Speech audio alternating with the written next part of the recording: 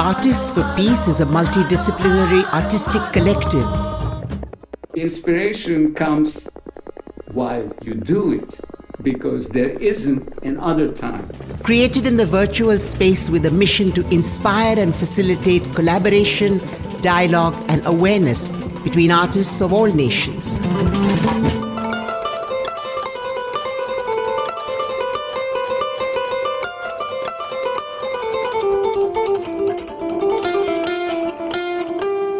Created in the time of and as a response to the COVID-19 global pandemic, Artists for Peace seeks to be a balm for the ever-increasing challenges the world faces.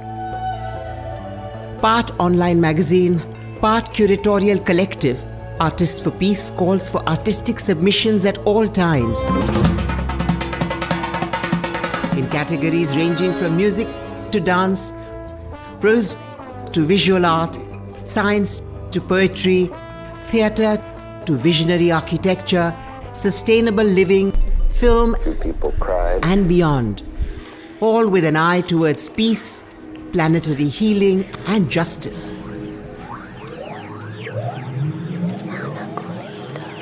We wish to share our voice, creation, thoughts, talents with audiences that wish to explore a diverse collection of artistic expression and immersive experiences, says Joel Thome, the founder. The bi-monthly issues of Artists for Peace present online artistic work that discusses changes in climate, changes in human interrelationships. I feel great hope for our planet.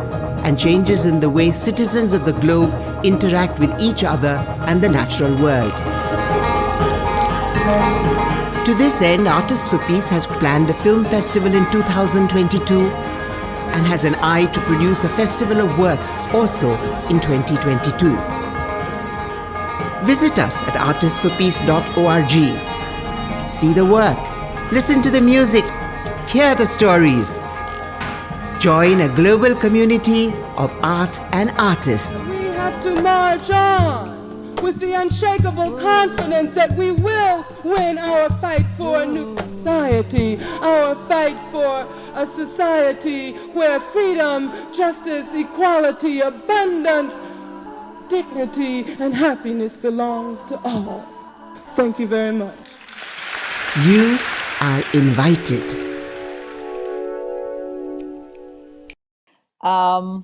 So a year ago, we launched the Clayroom sessions with a presentation led by Pargol Javehari Sachi about the Nowruz, the Persian, I hope I said it correct, the Persian New Year celebrated at the end of March. So we are closing the circle with this evening session. We are so honored to host two experts in Persian music, its history and instruments, Master Homayoon Beigi and Master Maziyar Heidari. We are very excited about the wonderful turnout tonight and hope that you can all join us for part 2 of this workshop, where the theory and practice of Persian music will be introduced. We also hope that you will follow us and join other Clayroom sessions, so stay tuned. I would like to hand it over to Veronica Santiago Moniello, who will tell us a little more about the Clayroom.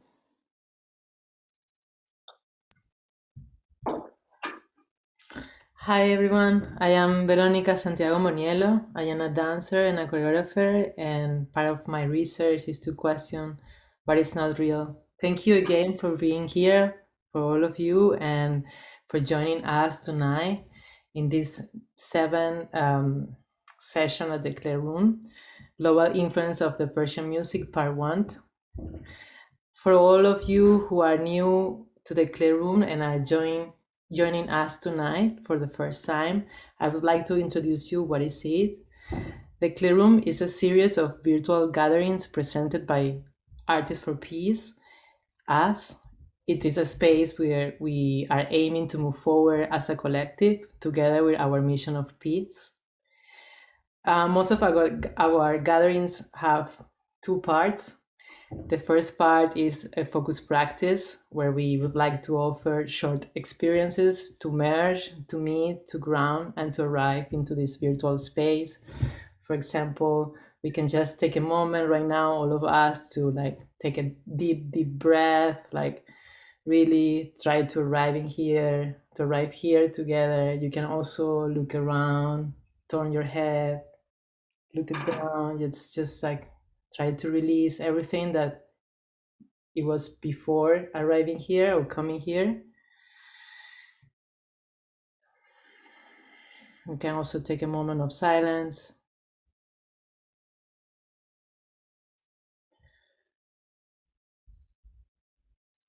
We like to bond and connect through breath, through body movement, through voice, breath and sound, breath and drawing, breath and writing, breath and poetry, creating an spontaneous virtual landscape that will discover us moment by moment, noticing what is needed and how we can merge, stay tuned, listen, groove, and give space for emotions, feelings, memories, desire, dreams, and actions. The second part of the Playroom is welcoming like all different type of forms, like workshops, lectures, presentations, or expositions. Artists and scientists reflect a theme around their choice or a dynamic that will combine social interest and environmental awareness. Virtuality is our main place of encounter right now. And every session, we're gonna ask you to decide what you wanna do, if you wanna turn off your microphone and your camera, because normally we record these sessions, but also at the moments we invite you to be part of it. We really encourage you to stay visible. We are working normally in some recaps or videos that are gonna from these gatherings that are gonna be posted in our YouTube channel or our website in the future. And for all of you who are interested in leading a Clairoo session, you are totally welcome. You just have to submit your ideas to be our proposal form. And if you ever have a question, we're gonna leave you on the chat our email and you can contact us.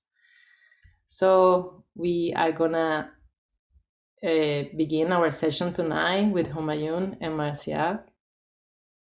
Also, I will remind you that this global influence Persian music lecture is gonna have a second part, and you're gonna all be welcome to come here. It's gonna be June 15. Just stay tuned. So now, Homayoon, it's your turn. Okay, thank you very much, and good evening to everybody. Shab hamagi bekhair. Thank you very much for coming to this event. We have so much material put in place to present to you. So without any further ado, I'm going to start the presentation and hope that we will have some time at the end to have discussions. So I'm going to share my screen and start the presentation.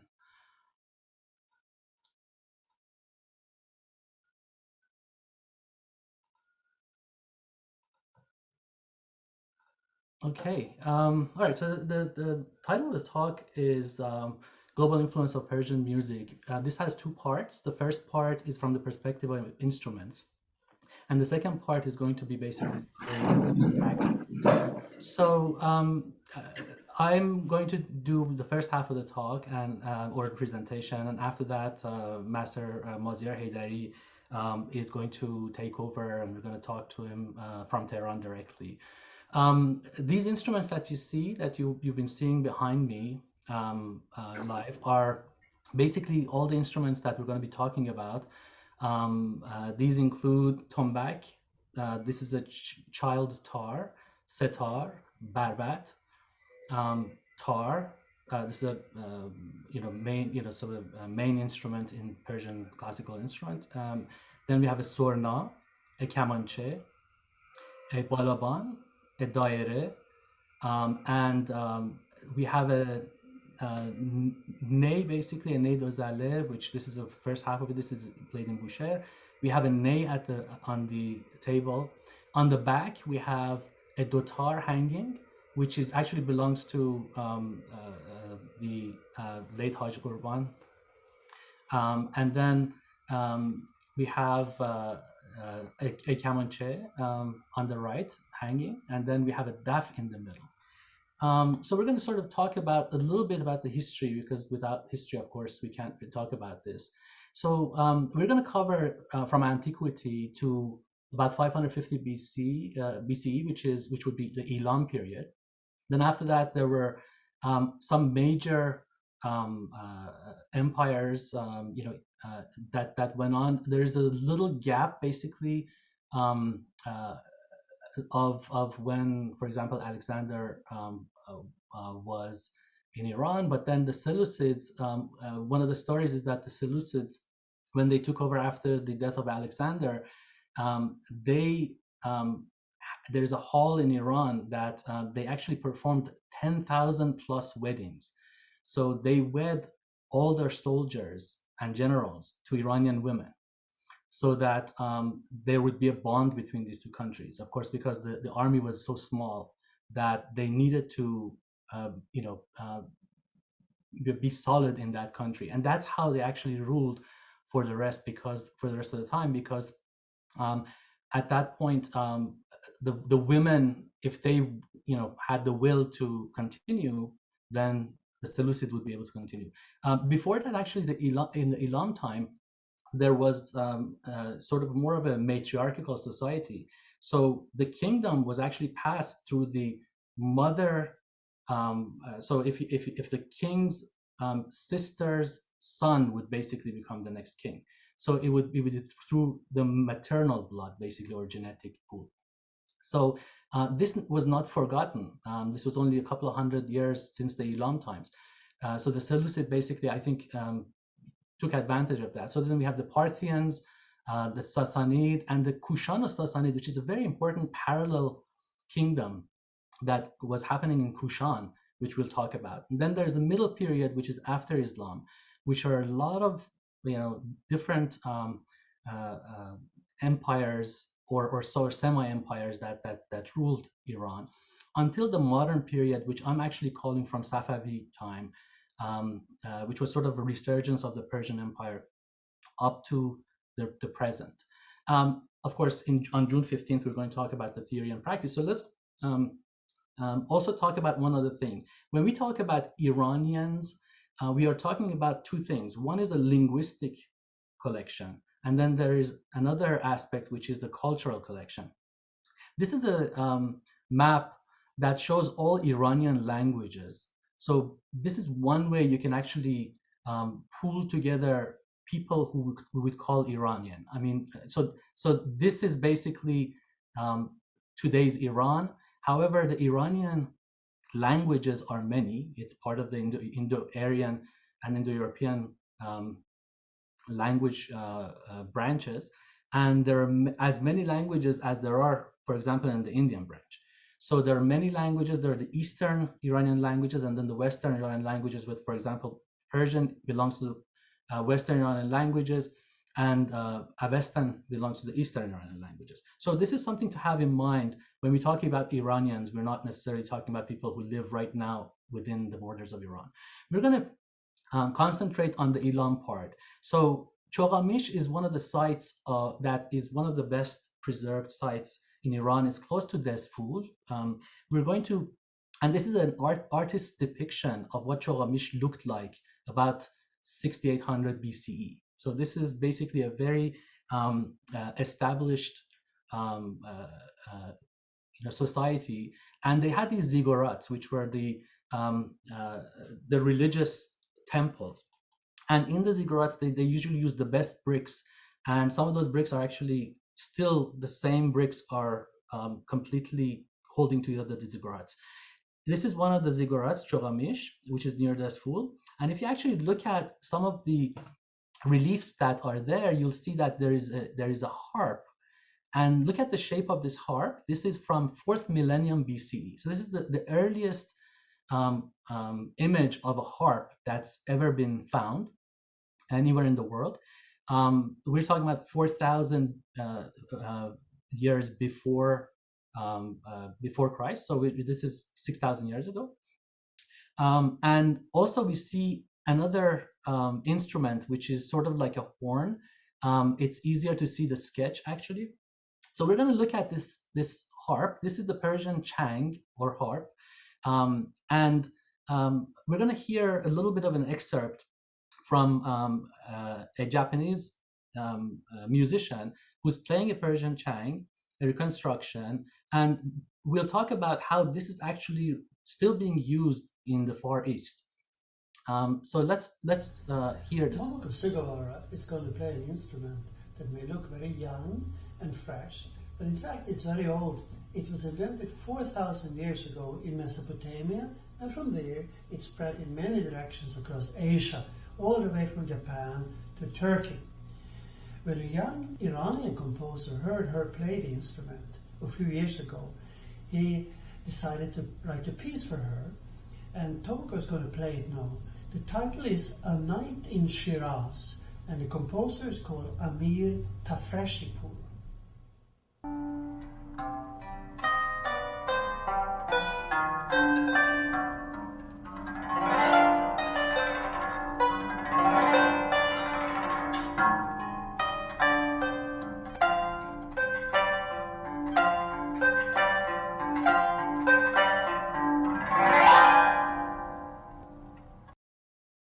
So of course, because of the time, we can't really play too much of these things. I want to give you a little sample of everything. So it's going to be a lot of teasers like this.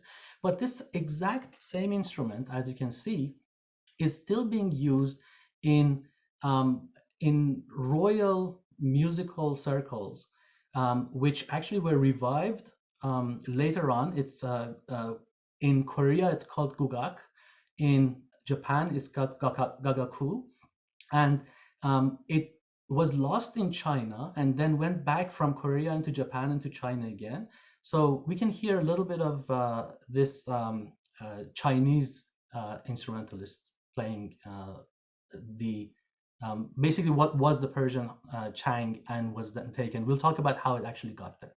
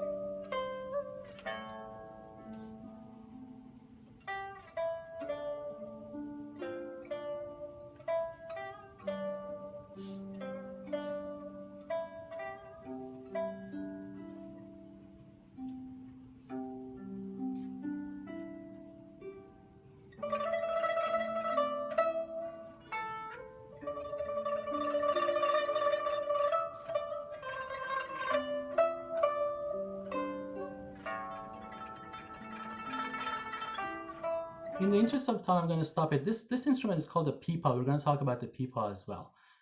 That's also one of the instruments that actually went through. This is actually an English translation from a Chinese dictionary, online dictionary, which also says that it was originated in Persia or Iran. So I'd like to always show my sources. Then a lot of you are familiar with what the santur is. The santur basically is another one of the classical instruments that's played in Iran, and it is a predecessor of the modern piano.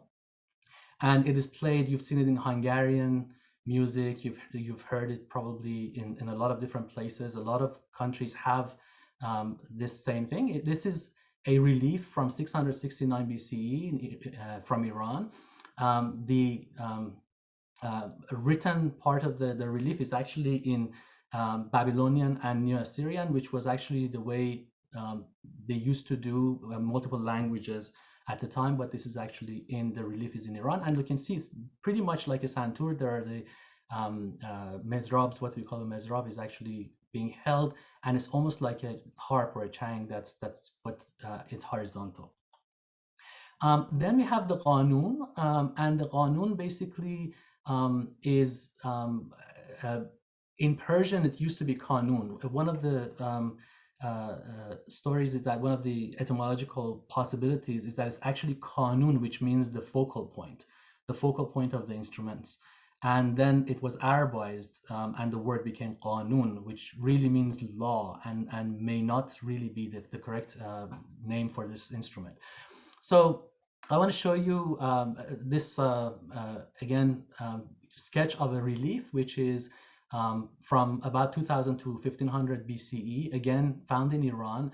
It is from a Sumerian writing because in Shush or Susa, it changed empires quite a number of times. So I'm going to play a little bit.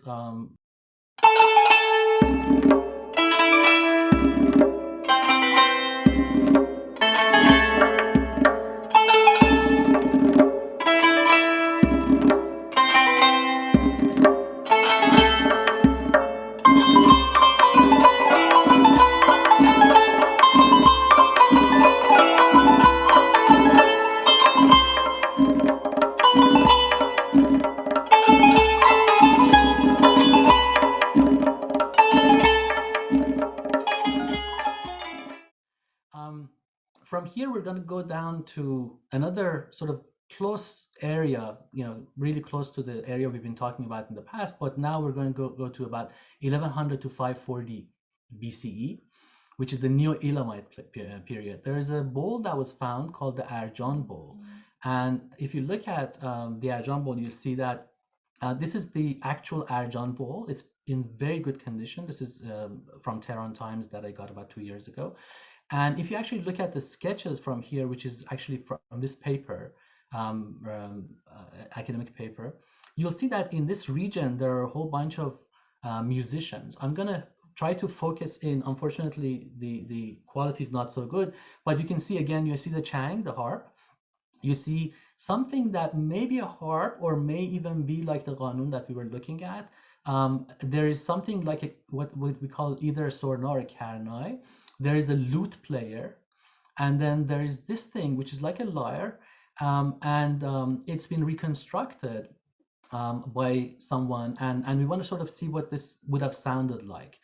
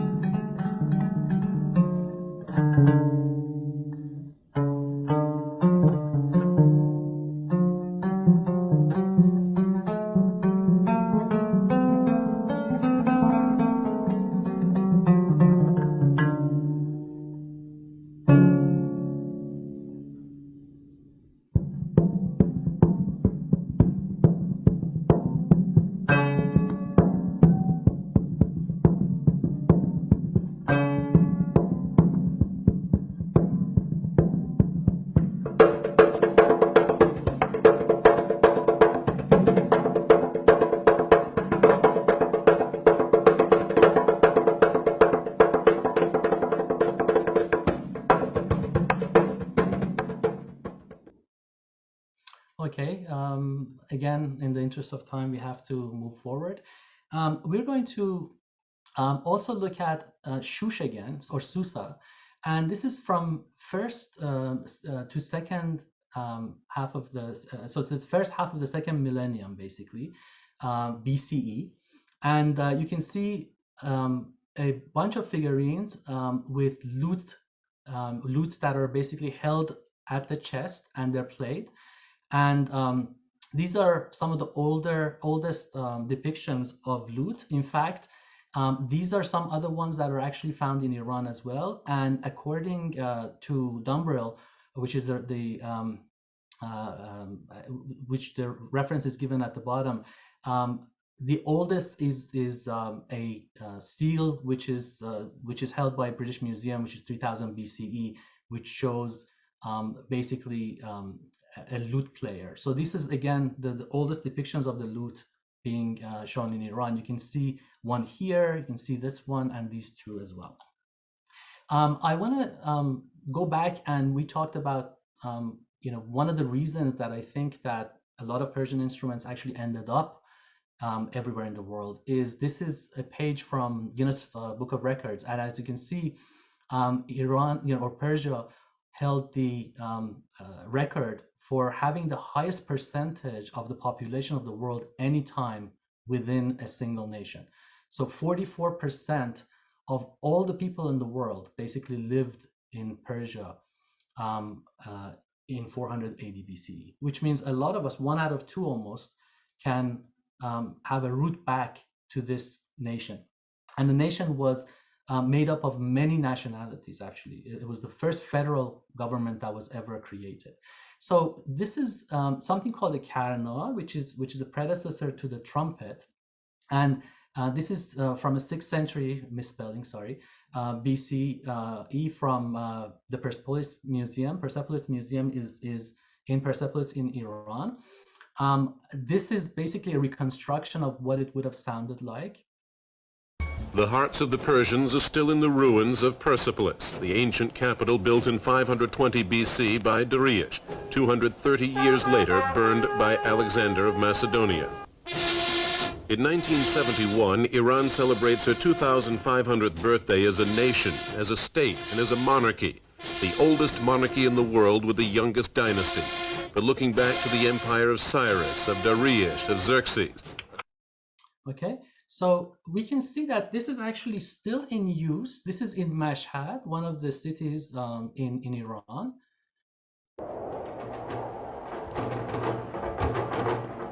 The heart of Iran's religious rituals, however, is the holy city of Mashhad.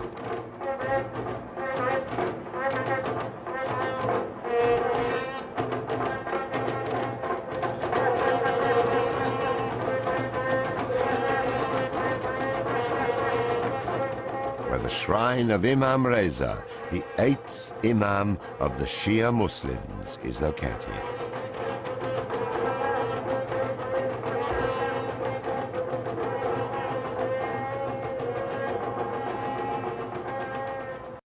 Okay, and it's not only in Iran, of course. These are other Iranians, as I, of course, defined at the beginning of the talk. This is in Tajikistan, in Kandahar.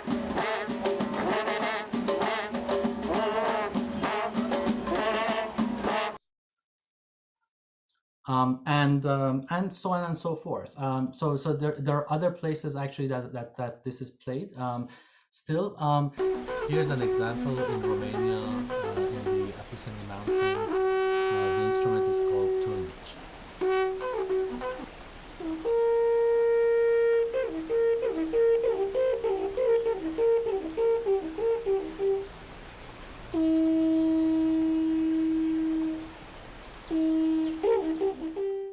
Now we go to a very important part of the Iranian history, and of course the history of the Silk Road. This is the Kushans, basically, which in Middle Persian or Pahlavi basically was called Kushan Kshatr, and Kushan Kshatr means basically the city, or Kushan Shahr, and it is what they call basically a Kushan Sassanid empire, which went in parallel and started in 260 CE, and went in parallel with the Sassanid Empire at the same time. And these were basically cousins who were running, and they had the same names. So this is a relief in Nakhsh-e-Rostam, which is in Iran near Persepolis. And it shows the Sassanid Empire reliefs. One of the reliefs there is this thing called, today we call it the Kaaba of Zarathusht, which basically means, and at some point it was called Nagara Khane, basically, before that, 200 years ago, which meant a place where they would play exactly the music we just heard. And there are inscriptions on at the bottom of this, which is written, so this is from the Achaemenian time, but later the Sassanids also wrote their own inscriptions on these reliefs. And in this relief actually is the first time that anybody talks about the Kushan Shatr.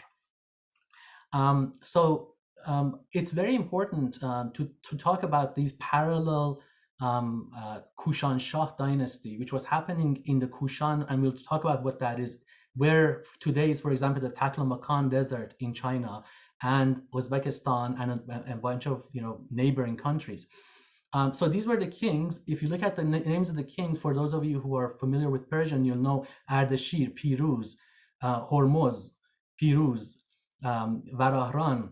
You'll see that these are all Sasani names. In fact, Piruz, with the exception of Piruz, who actually happened to be the first in the Kushan dynasty, and then happened about 100 years later in the Sassanid dynasty in Iran, the rest of them are actually named after existing kings in the Sassanid.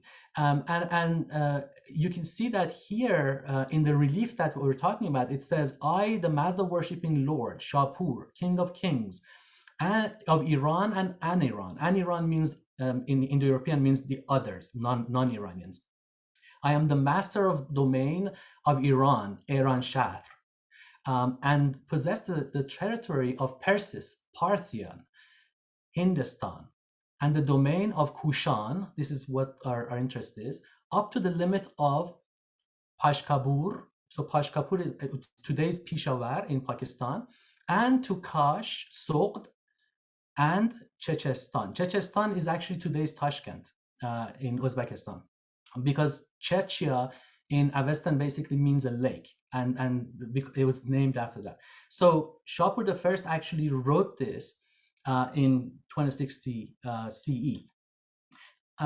But if we go to Kushan, to the location, there are these caves that we'll talk about that actually have inscriptions which are done in Tokharian. And Tokharian is, it's interestingly, although it's the language that was used for writing, it is possibly because the Kushan Empire was a continuation, like I said, after the Parthians, who were Philo-Hellenics, and it actually had it uses the Greek alphabet to write this Tokharian language, which is sort of uncategorized.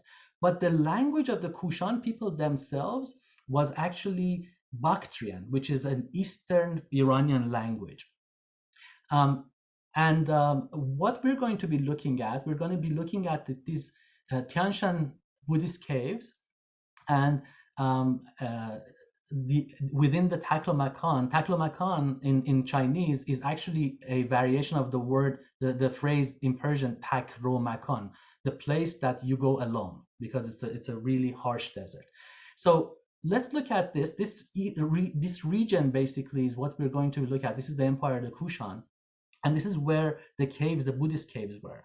So we're going to, and of course, there are historical accounts of Yanshu, who actually was a historian in the Tang Dynasty. The Tang Dynasty is very important at this point, because the Tang Dynasty is the dynasty in China that imported through the Silk Road from the Sasanian, from the Kushan and the Kushan Shah, the musical instruments that we're going to be looking at. So let's just zoom in and go into this place called Kucha. Kucha is a little town which is within China right now, in the Xinjiang province of China. Let's look at one of the dances in Kucha.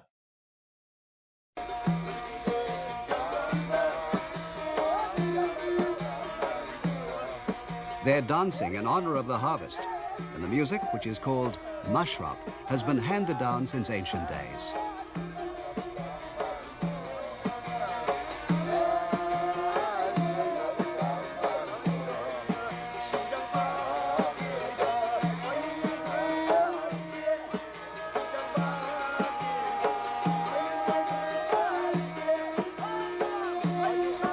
It's accompanied by a drum called dup, a 2-string fiddle called dotar, and a 13-string instrument called a satar.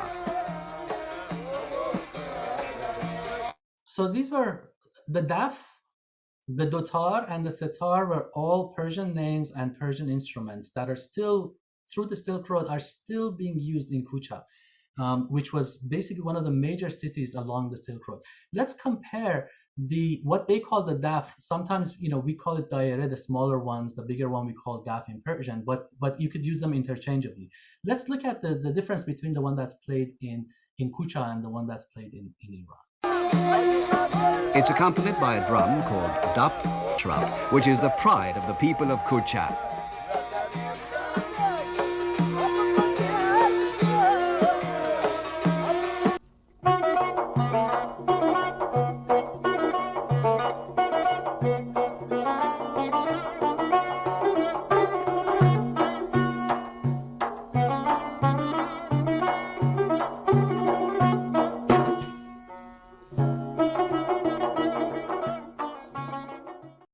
All right, let's try this. Let's see if this works.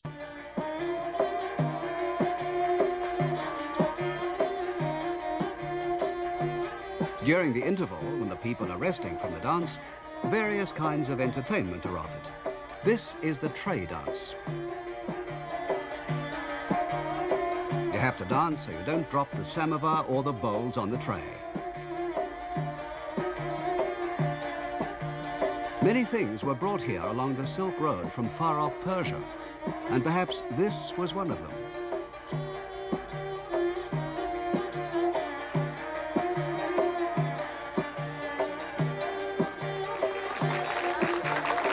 So let's see what it looks like in Iran, current Iran.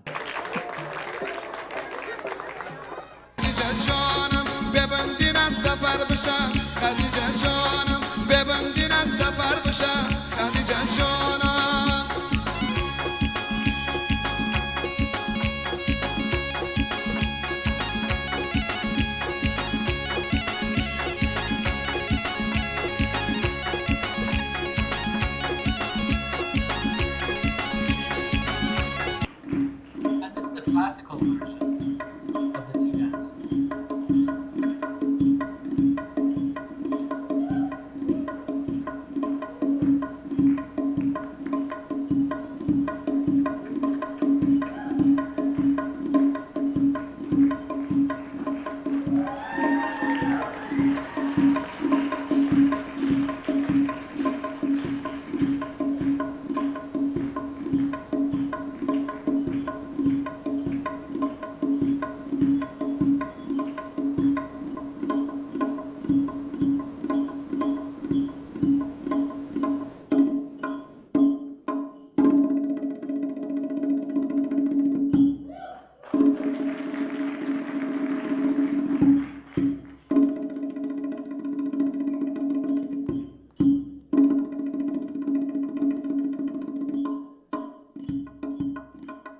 Well, the object is for the tea not to spill.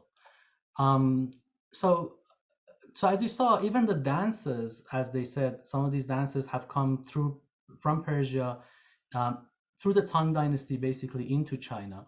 Let's look at this inside the 20 kilometers or 12 miles northeast of the town, on both banks of the upper reaches of the Kucha River, lie the biggest group of Buddhist ruins in all the Western lands. This is called Subashi Castle.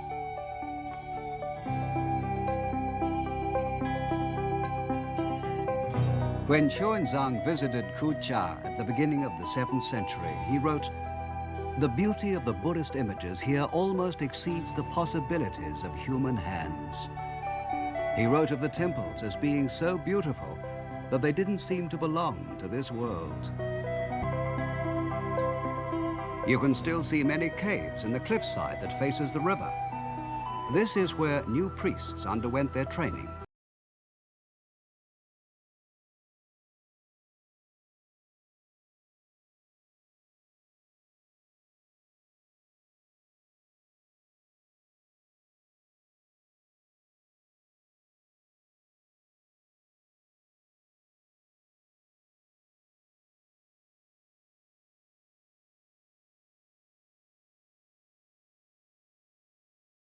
So these caves are from 5th century CE, basically, which is right after the Kushan Empire, the Kushan Shah Empire that I was talking about.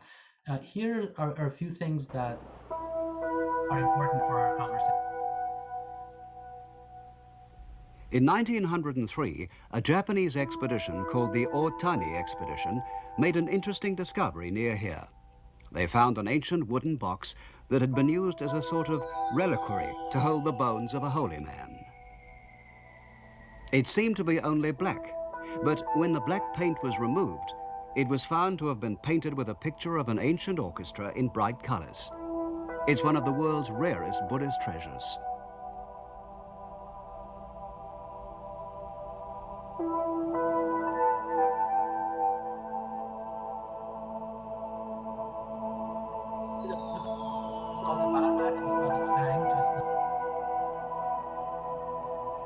In the orchestra, you can see a big drum, a harp, and a flute. And there are people dancing. It gives you an idea what the ancient Kucha music must have been like.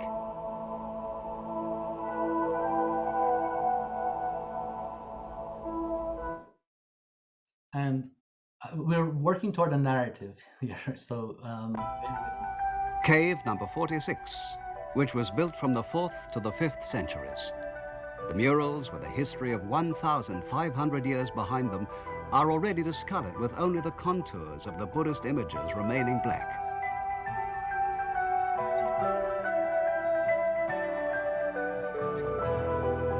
Far inside, we could see the picture of the angels playing gigaku. One of them is playing a 4-stringed instrument, which you can still find in Japan, where it's called biwa. Another was playing on a set of pan pipes.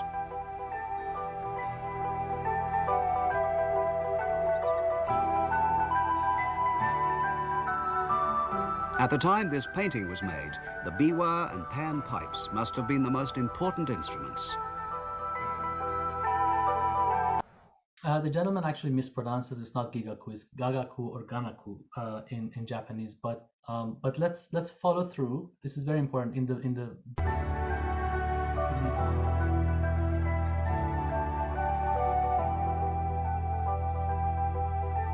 This instrument has a bent neck and 4 strings. It's a kind of lute from Persia.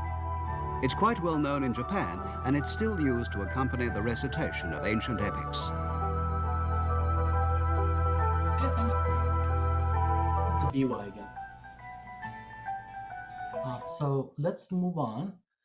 So this is actually the old biwa that this group of people for 17 years from Japan and China were trying to find the origin of, and they found the origin is actually Persian. Let's continue, and you can see this is exactly the same instrument that is on this plate. That is a Sasani plate. It's also depicted here, which is the Sasani barbat. If we move forward, you see that this is the 2 other Sasani plates, and you can see another instrument, which is also another lute with a different shape. Very similar, but actually we'll see later on that it looks a lot like the tambour that we're going to be looking at, and also this barbat here, again, the same as the previous thing that we saw. Here's the most interesting thing that I found, and I've never seen anybody mention this. I dug this out of one of the pictures that I took many years ago in the Metropolitan Museum of Art from Sasani art. And as you can see, I've sort of, because I took it with a high resolution camera, you can actually see that this instrument that's being played, take a look at this notch in the middle. And this is exactly the shape of what, very similar to the shape of a violin. It's very similar to the shape of a bunch of instruments that have this sort of double chamber. This is the first double chamber instrument that I've ever seen. And it is from 5th century CE. This is around the same time that actually we see these things there. So again, let's look at the barbat. We see something that is somewhat, like the karnai or the sorna that we saw before. This is again on a Sasani relief. So this is the barbat. This is my barbat actually. Mr. Arafati in Iran reconstructed it. This is an old picture that I found on Wikipedia. Mine is a basically reconstructed from these images that you see. The front and back you can see, and of course originally Barbat had 4 strings like the biwa that the gentlemen were just talking about. I want to play just a little bit of the Barbat.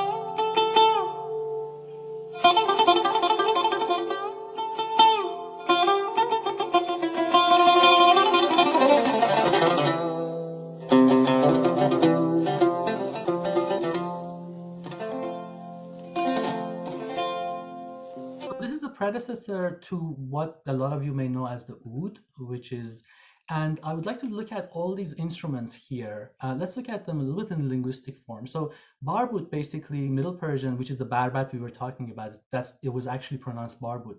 And this is the gaku biwa, which is part of the gagaku musical instruments. And you can see it's very similar to the image that we were just looking at, very similar to the Barbat that we're talking about. This is a frontal view of the gaku, and you can see basically it looks like a pear, like the fruit. The interesting thing is that, and this name, similar names in a lot of different languages have all been derived from Barbat. If you look at pipa, for example, the Chinese instrument pipa, you'll see that they have a new form for the characters, and which just means plucking inward or plucking outward, in, out. But the original form of the word pipa was in this character set, which is exactly the same thing as the fruit loquat. And in the ancient form of loquat itself was luju. So basically, it just means that this was the way they wrote luju or loquat. They took the name, the sound of pipa to be an onomatopoeia, so that it actually has the sound of a barbat, exactly the same way. So it is a foreign instrument coming in. You can tell from that. And of course, like I said, there are many sources that they say definitely this is from the Persian Sasani, brought by the Tang dynasty. Here's another instrument. Take a look at this instrument on another Sasani vase. You can see there is it has many bamboo parts, and has a place where you blow in. This is still being used in Korea in basically gagaku and the gukak, which is the Korean version, which went into Japan.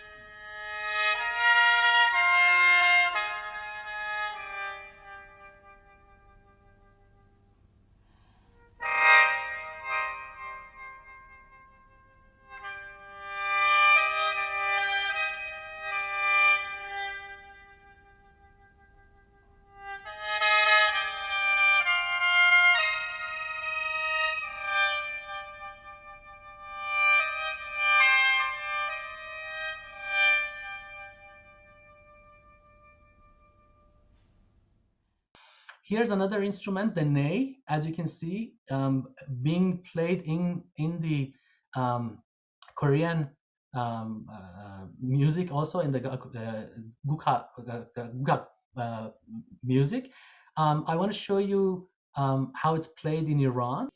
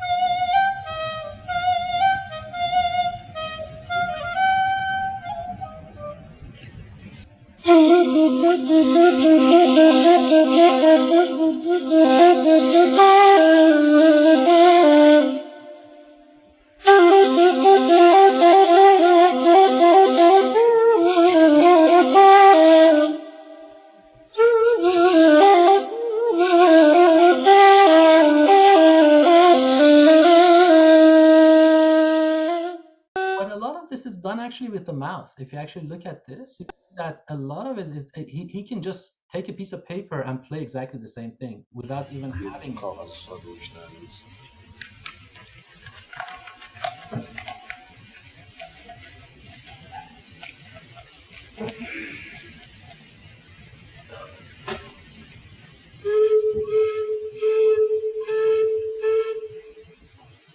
and then without it.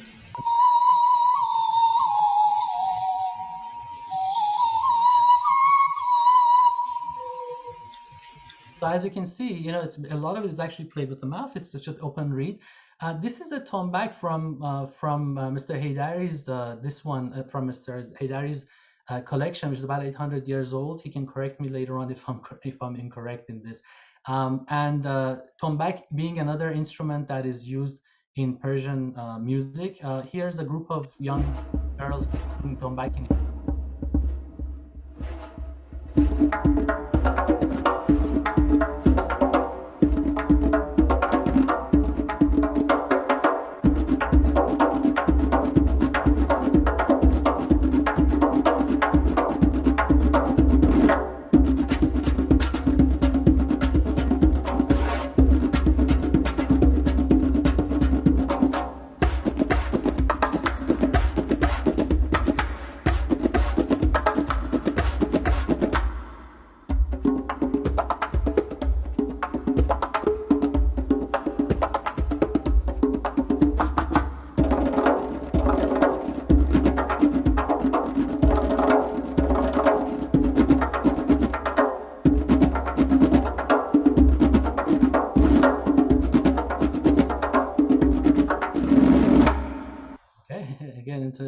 I'm already running a little bit behind. Here's daf, which is used a lot in Persian music, in Kurdish music.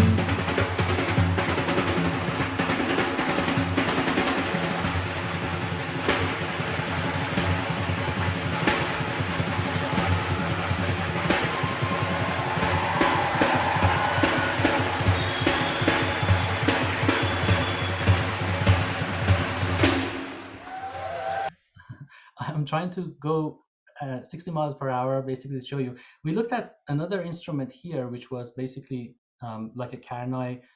So it's played everywhere around the world. And the original, again,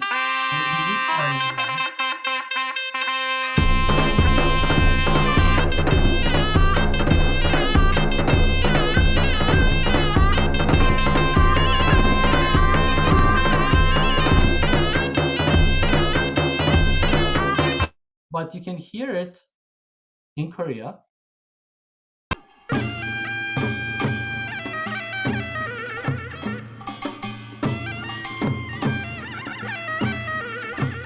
again in the Gugak music. This is all through the Tang dynasty being taken. You can hear it in Egypt, called Mizmar, and Dohol, and Sorna. You can hear it in India.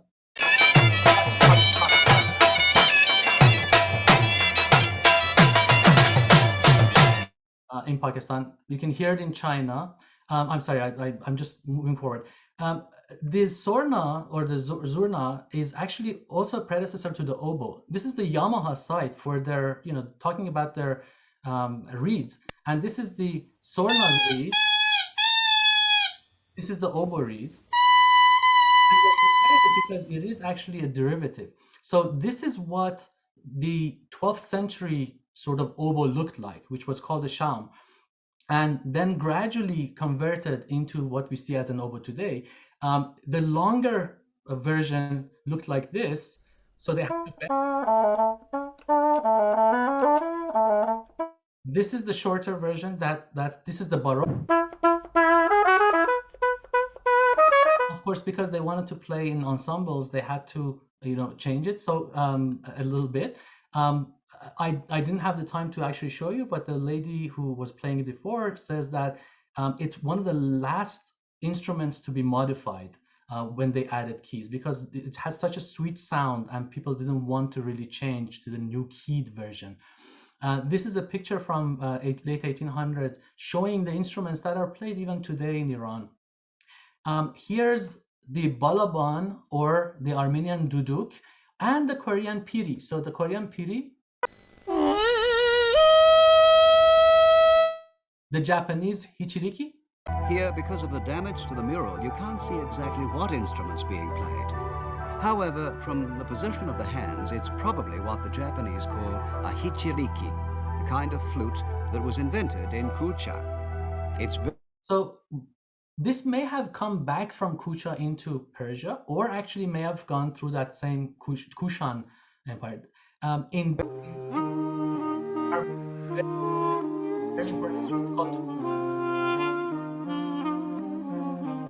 In Iran, in the Bakhtiyari, they play it. They play it in the Azeris.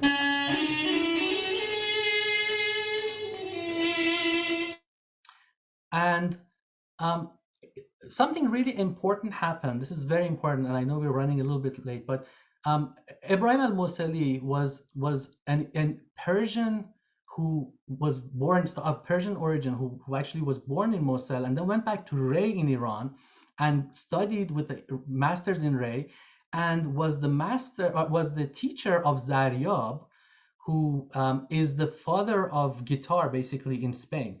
And Zaryab also being an Iranian, Zaryab is the name of a bird that actually looks sort of like looks for gold. And he was the person who actually took what is called the Barbat into North Africa, and then from there into Spain. And Abu Nasr Farabi, who comes just a little bit after these guys, is said to have invented the tar and the robab.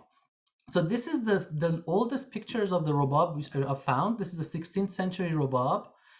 This is one from 1200 AD in Iran. This is in Ray, and it's been talked about, constantly since 7th century. Here's a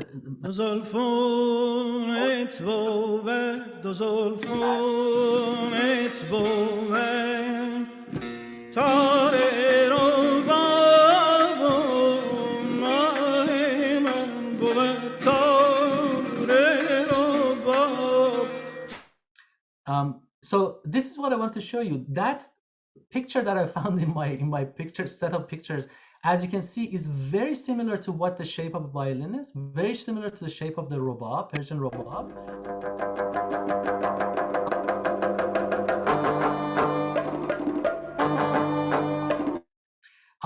If you look at the 12th century in Europe, you'll see the same barbat we were talking about actually having been taken, and these are pictures from 12th and 12th to 14th century in Europe. I want you to look at this very quick video, and I'm going to then move on. To start with, which I think is the one that we can say, this one for sure at least gets us towards the path of the guitar. And which one is that? The Arabic oud, this beautiful instrument. Got a teardrop shape, a big bold back with individual strips of wood we call ribs. These are heated up and bent.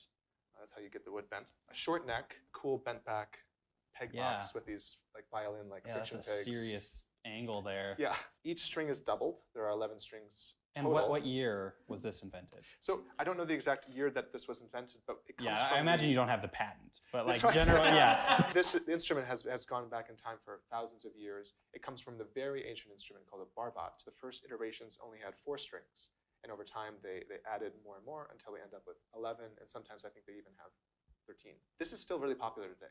Yeah. Especially in places like Turkey and the Middle East and North Africa, this instrument is played all over the place. The reason I'm starting with this one is because historically, we know how this was brought to Europe and the chain of events that occurred that led to the guitar. This is the great-great-great-grandparent, maybe. Yeah, of the guitar. And it's pretty much played like a guitar. You know, they even play with a plectrum. Oh, I was wondering what that is. Yeah, this is made of plastic, but traditionally the plectrum would have been made of wood or even like an eagle's quill. You open your hand and you put your pinky around it, and then you hold it between these 2 fingers, just like that. If we fast forward a bit, in the year 711, the Moors invade Spain, and they bring with them the oud. And apparently the Spanish must have been really infatuated by the instrument because this is when Zaryab actually took the lute and play it kind of like instrument into for hundreds of years through the medieval period. They kept the pick. They took the gut strings they were using because remember this would have been gut strings. Yeah, these are modern strings right now. Yeah. They're metal wound and some nylon. But at the time, it would have been gut, which is, remember, animal intestine, usually sheep intestine. And what the Europeans did was they took those strings and they tied them around to fix the pitches so you can play chords. And you're also now you're fixed into the Western tonal system, right? So I have a lute. Now we're into the 1500s. Yeah, and so now we are into the 1500s in the Renaissance. The same concept, the double stringing and this on has the lute. 7 pairs of This one has 7. Medieval lutes would have had just 4 or 5 So for 700 years, but again, they still played them with thing. pick, and it kind of still sounds more or less like an oud. By the end of the 15th century, you get this, which is usually a 6-course lute. This one has 7, which they added later, and over time they just kept adding basses, more and more and more. The next instrument comes around 1500. This is lute-like. It has double strings, friction pegs, gut frets, but now we've lost the teardrop shape. We've got an hourglass, which is reminiscent of a guitar, right? We have a flat back, like a guitar. That's cool. Straight headstock, not the bent back headstock anymore. We have made it to our first ever guitar. All right. We're going to stop this, and you will see that it actually goes on into the modern guitar. We have another instrument which is called the Kamanche, and the erhu is played in China, and it's very similar. And I'll tell you, it's also one of those instruments that was taken into China. If you look at the name, the actual character erhu, in Chinese means two, and hu means foreign. Wuhu is what the Chinese would actually call people who are foreigners, because there were 5 foreign tribes. So it's actually using the same character in here. That means 2-string foreign instrument. And you can see that this is one of my Kamanches, and the back of the Kamanche actually looks like the cupola on a mosque architecturally. And the Kamanche in 1712 to 1795, Sayyid Nova, who lived at the time in Safavid in Iran, in Tbilisi, which was part of Iran at the time, used the Kamanche. This is a painting of Sayyid Nova from 1700s. This is the Kamanche, Andronik Aristamian, my teacher. This is Kalhor and Yo-Yo Ma playing the Kamanche.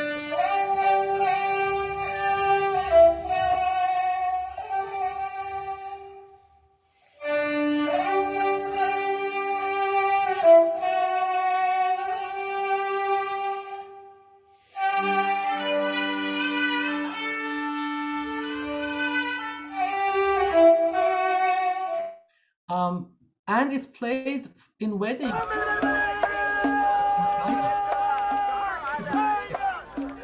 Behind the band come 2 pairs of attendants, the bride's parents, and all her relatives and friends in order.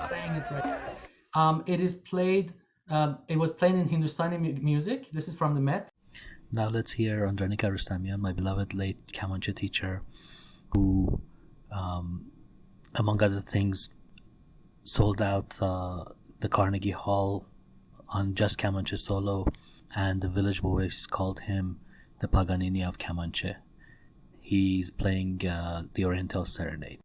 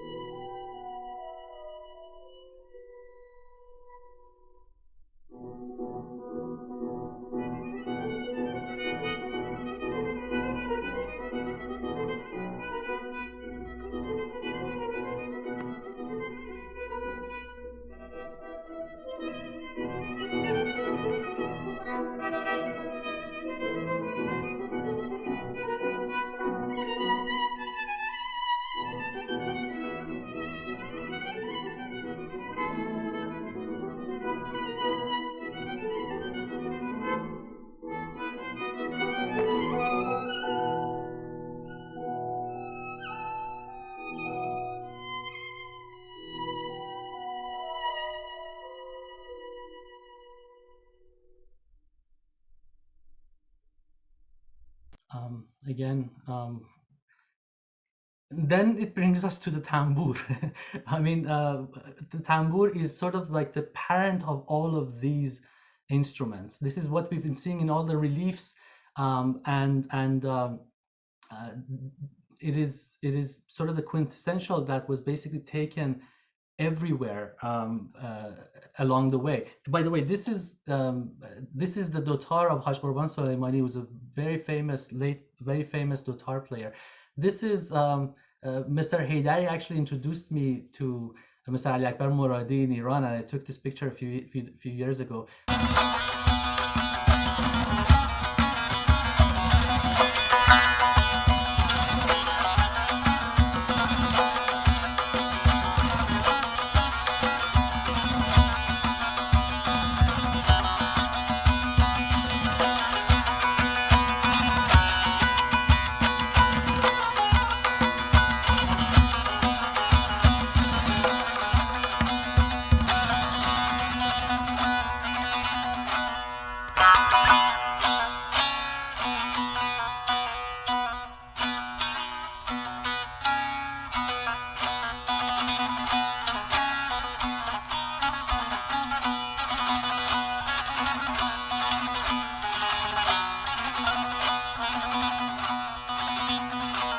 We're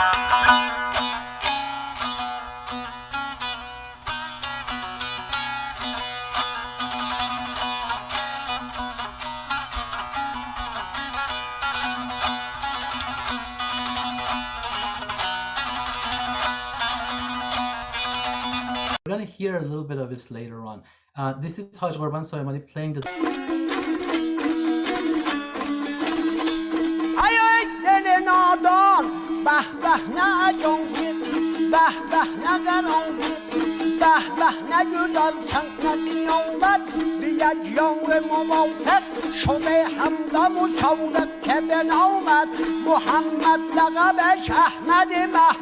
This dotar is played in China. We heard about an old woman called Nisahan who was said to be able to sing a very old song. So we went to see her in her house, which she shares with her brother. こんにちは。には。하나 walare yaxshimisiz? こんにちは。Nisahanさんの歌ですか? Nisahan Nisahan is 75 years old. They sang for us a song that was popular about 200 years ago. It's called Maiden, Lovely as the Moon.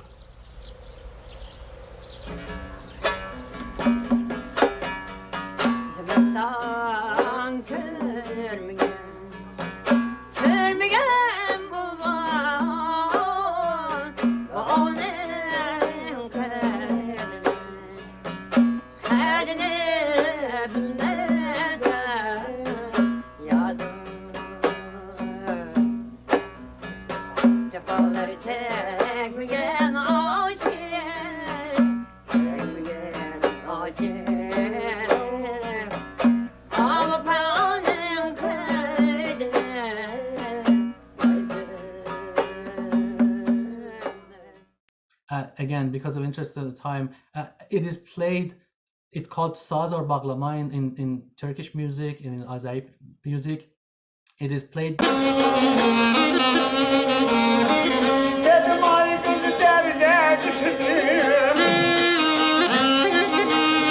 Again, this is a variation. It is played in Albania. It is played in Kosovo, in Albania.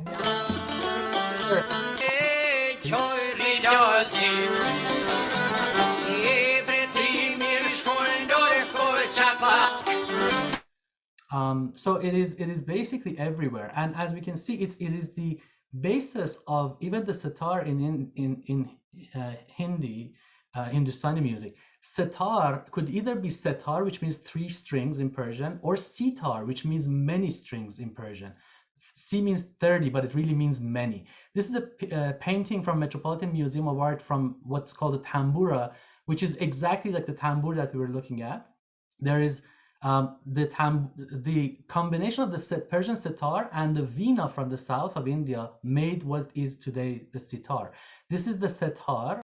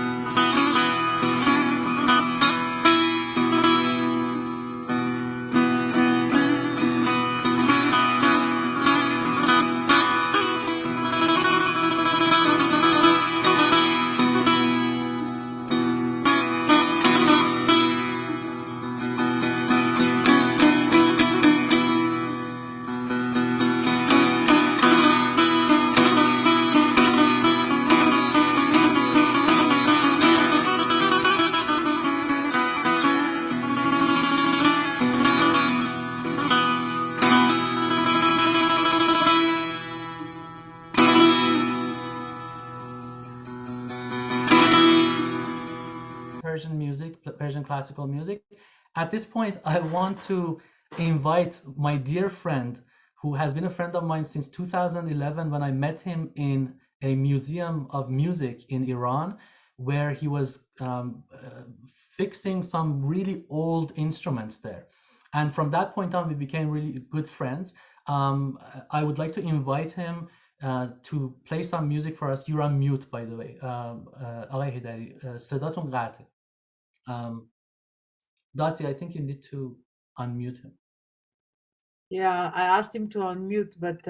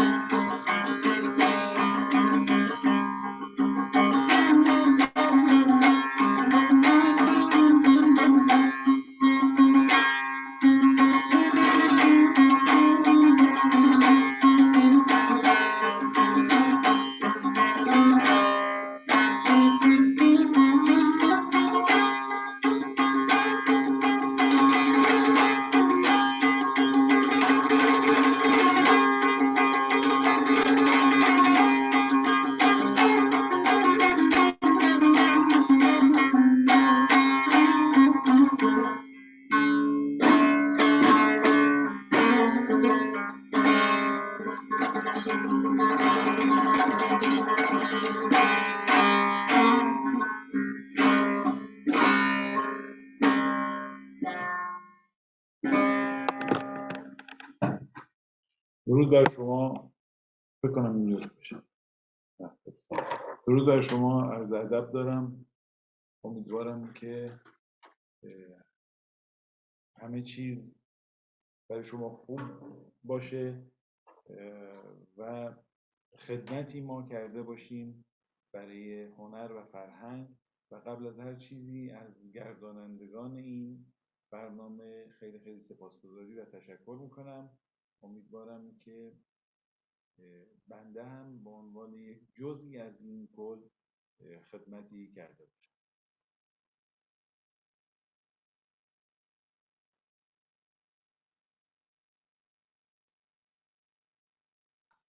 Okay, Mr. Heidari is saying hello and he's thanking everybody, and he's saying that he is hoping that he's thanking everybody who's been putting this together, and he's hoping that he would be able to contribute to tonight going forward.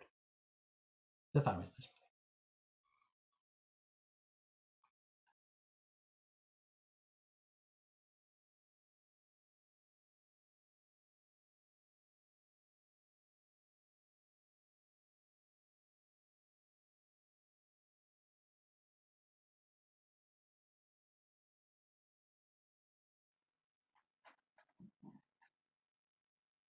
خیلی خوشحالم که صدا میاد جناب دکتر بیگی. خیلی خوشحالم که بررسی موسیقی مناطق مختلف جهان، البته که این برنامه موسیقی ایرانی هست و تأثیر آن بر موسیقی جهان. امیدوارم که این قسمت فرهنگ از ایران که جزئی از فرهنگ و موسیقی جهان به شمار میاد برای شما روشنگری بکنه و ما آگاه بکنیم از موسیقی و فرهنگ خودمان که عرض کردم جزئی از فرهنگ موسیقی جهان است. Mr. Heidari is saying that he is saying that this program is to show the influence of Persian music on other music, but we are part of a larger picture. We are part of the global music world, and we're hoping that we could show this influence, and we also do our contribution, our part for the music of the world. در واقع ما یک قطعه از پازل موسیقی مناطق مختلف جهان هستیم و خوشبختانه تاثیرگذار هم بودیم، البته که تاثیر از موسیقی ملل مختلف هم گرفتیم. We are part of a bigger puzzle, and we have contributed to the music of the world, but we have also been influenced a lot by other music from other parts of the world. آقای حیدری با اجازهتون من ادامه میدم اون برنامه رو، قسمت شما رو. So I'm going to share my screen again, and we're going to continue with the work of Mr. Heidari, what he has shared with me.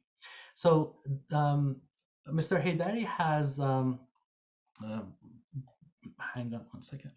Mr. Heidari has written a book which I had the pleasure of translating for, and it is actually distributed by UNESCO, as you can see here. It's called The Secret of Instrument in Making Tar in Persian. It's called Raz Saz dar Sakhtar Tar.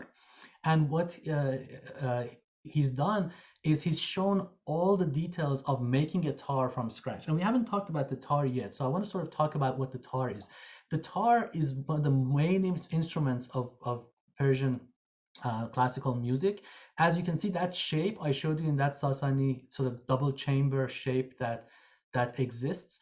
This is a 350 or somewhat number of years, or almost 400-year-old tar that is in the Golestan Palace Museum in Iran. So we know that for a fact that it hasn't really changed that much in the past 400 years. I mean, the size of the chambers has changed a little bit, but it hasn't really changed that much. You can see a picture here from Hasht Behesht, which is in Isfahan, from the Safavi period again, in the 1600s or so.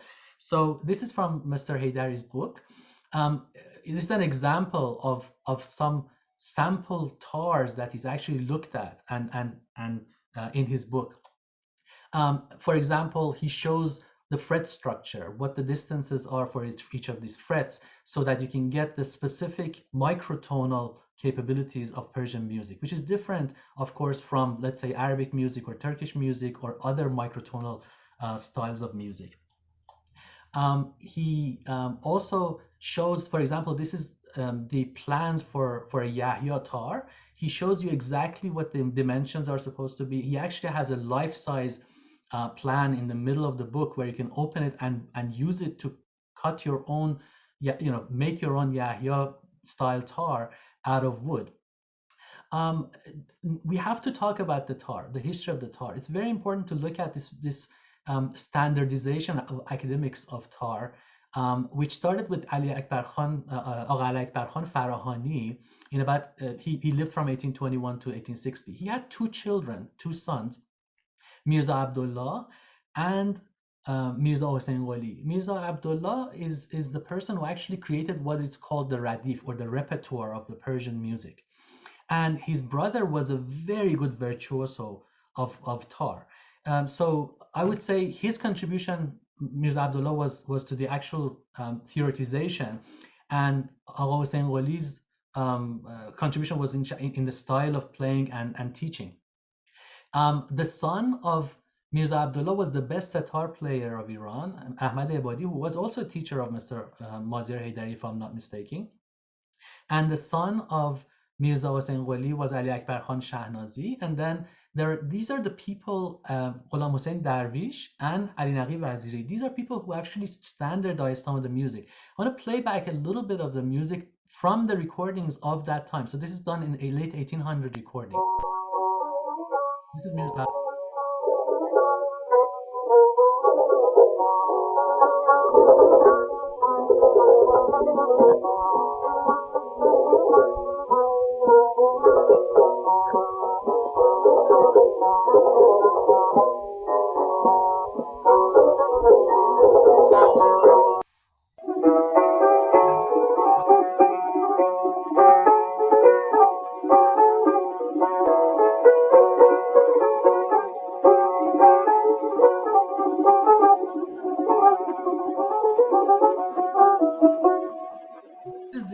دستگاه of شور. We'll talk about it later in the next talk, of course.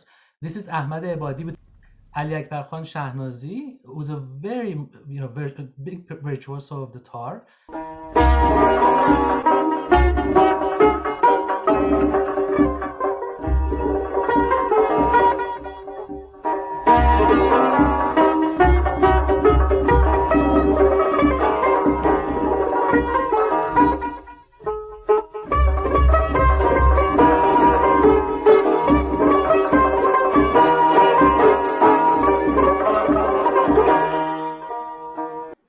Each of these people have their own repertoire, or the radif actually, which stems from the Mirza Abdullah radif, but modifications. Ghulam Hussain Darwish did something different. He created the prelude in Persian music, which is called the Pish Daramad, sort of like the prelude that is in European music.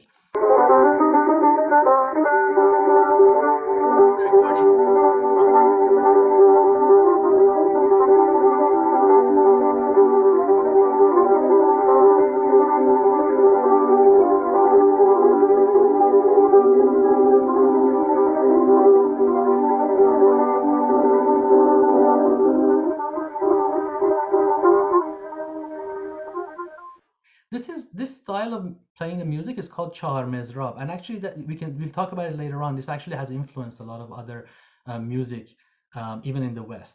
Ali Ragib Azeri studied in France and then brought back some influence we were talking about. So a lot of the French influence he brought back into Iran. He was the one who actually started writing notes in the European style and modified, so the quarter tones are named after his initials, basically, the Koron and the Sori, which are the half flat and half sharp. He created these, and let's hear him play. He was a virtuoso as well.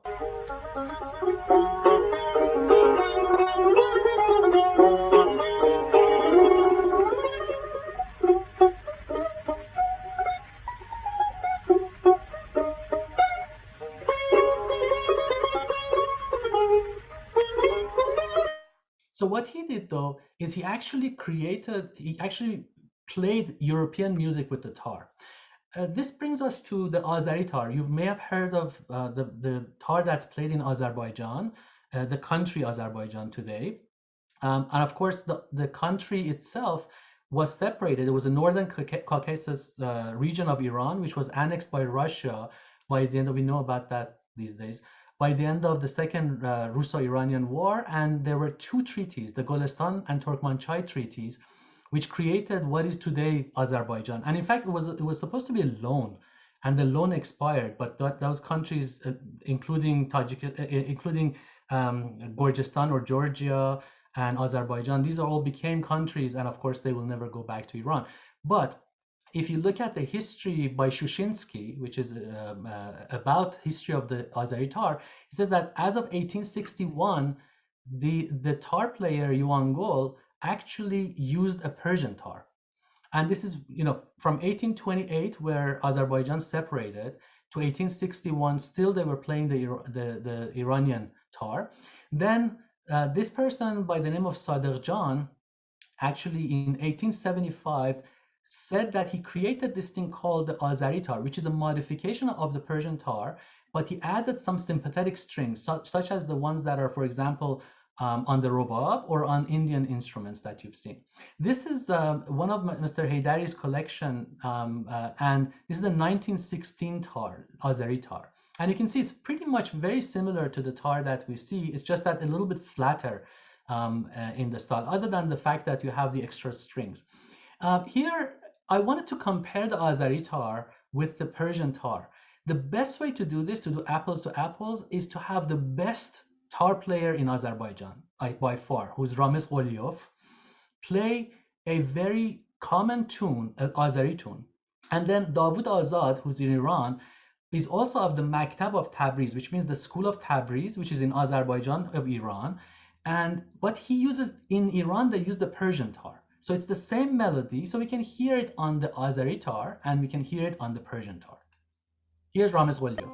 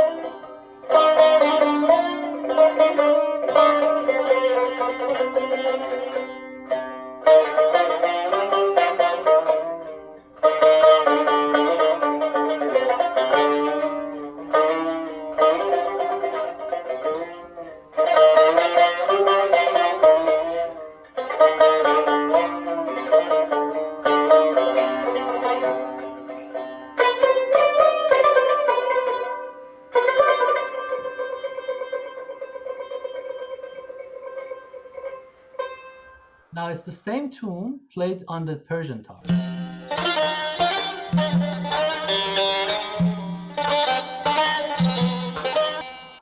Okay, so you can compare them. This is a video of Mr. Heidari's house, where he has a collection of his instruments.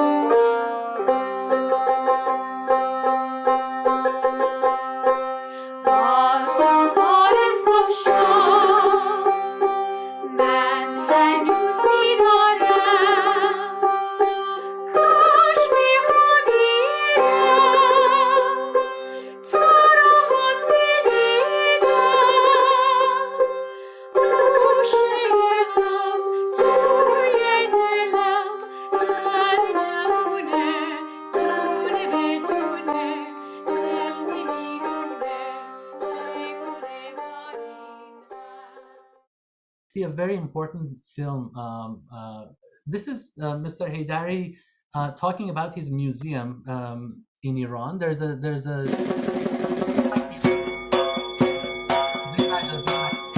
به نام آفریننده نوا. درود بر شما هنرمندان و دوستداران هنر خونیا، به ویژه هنر خونیای ایرانی.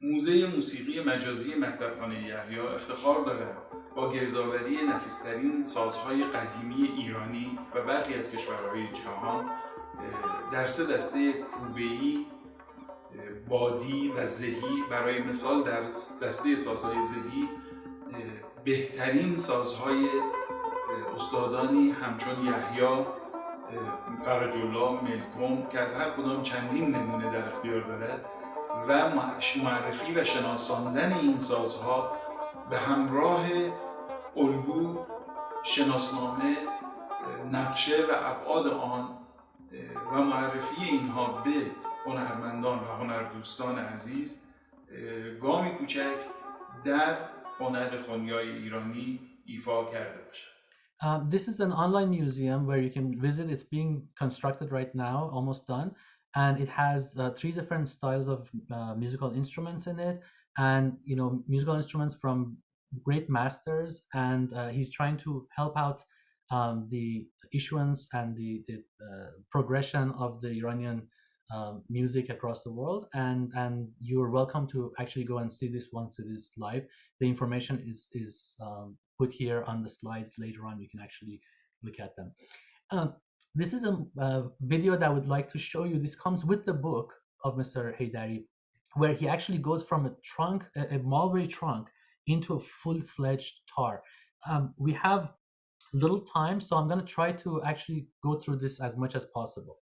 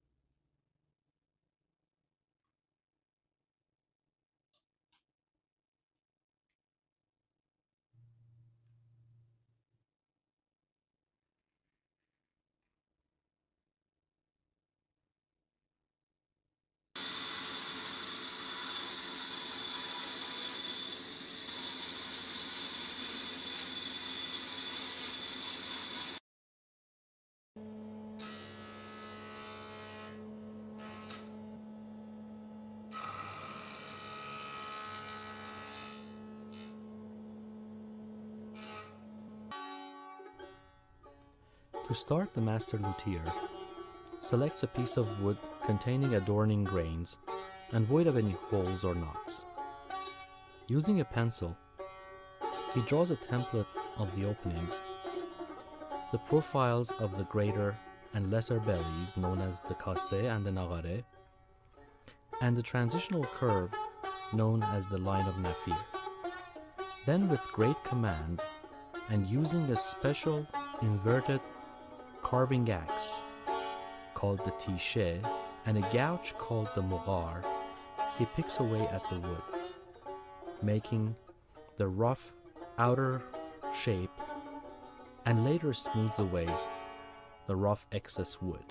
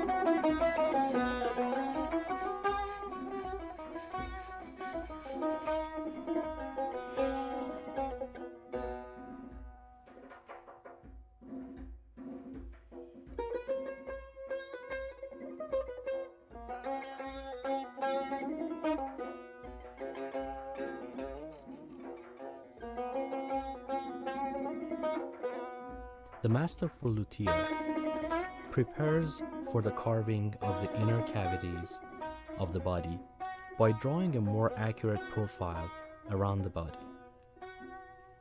Using a gouge, he follows by carving a border a few millimeters deep over the lines drawn to exact measurement. This ensures a better confinement of the carving area and reduces the chance of accidental damage to the sound box.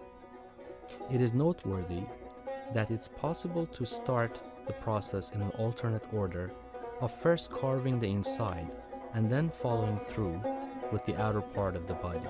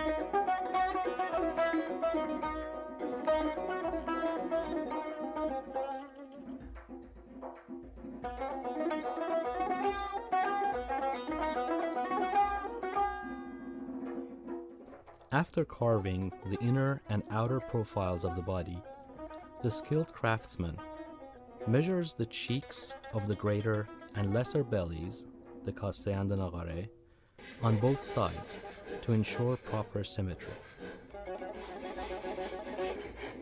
Prior to gluing the two halves of the sound box, he utilizes a scraper to prepare the surface for sanding. At this point, he also accurately shapes the line of nafir.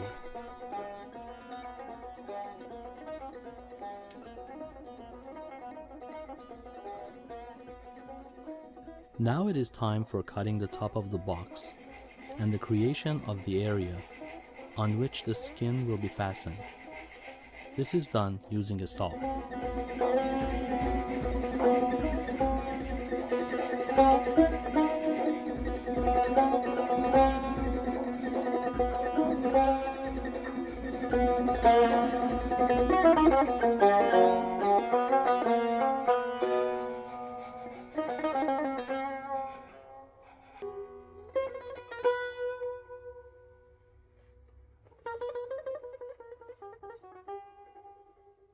Then after drawing lines at the heel or the base of the neck, using a saw, he cuts away a significant amount of wood.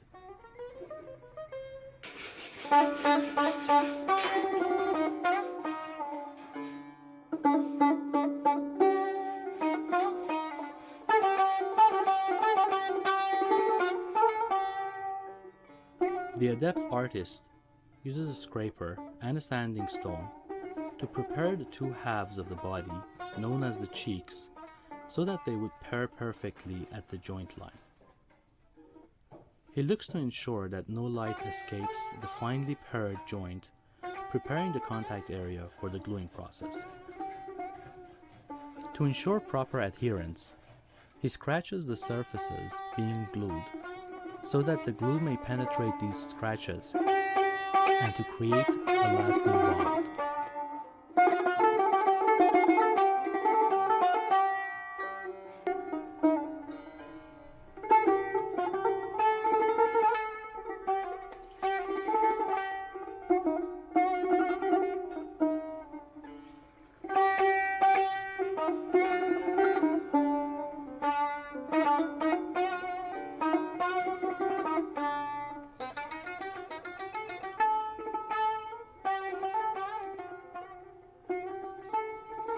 The luthier now prepares a warm natural glue called sirishom, which in itself is a formidable task requiring considerable practice and experience.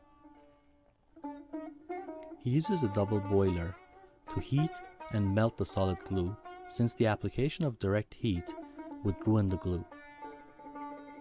Once the glue is ready, he drenches the two cheeks and binds them together, holding the two halves together with clamps. He then wipes away the excess glue using water. This ensures a better bond and a cleaner surface.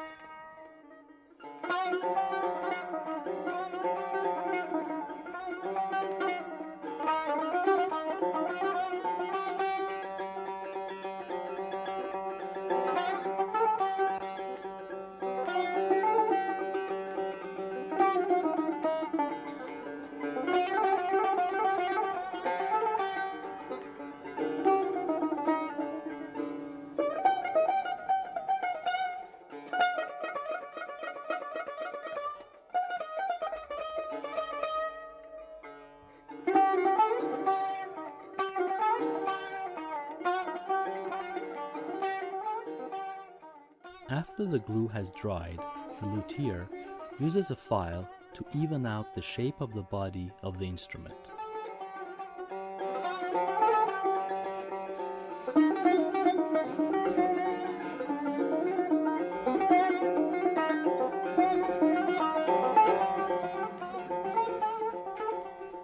At this point, the craftsman selects a piece of wood for creating the neck of the instrument. He measures and marks the different sections of the neck, known as the sword, the tongue, the head, and the base. A tongue is prepared at the base of the neck for joining the heel of the body, and another one is formed at the head to join the neck with the peg box.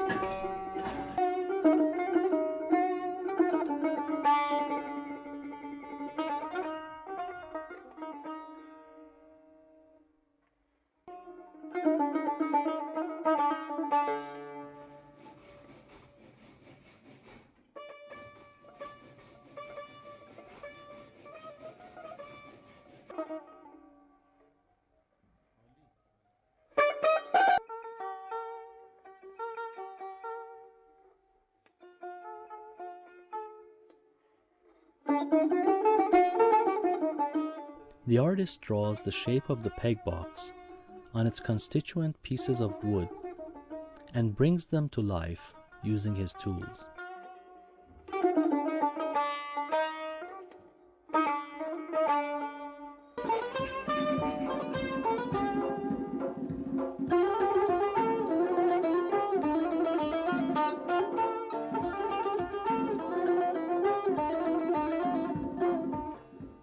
Using masterful techniques, he engages the two halves of the peg box in a vise and files them into symmetry.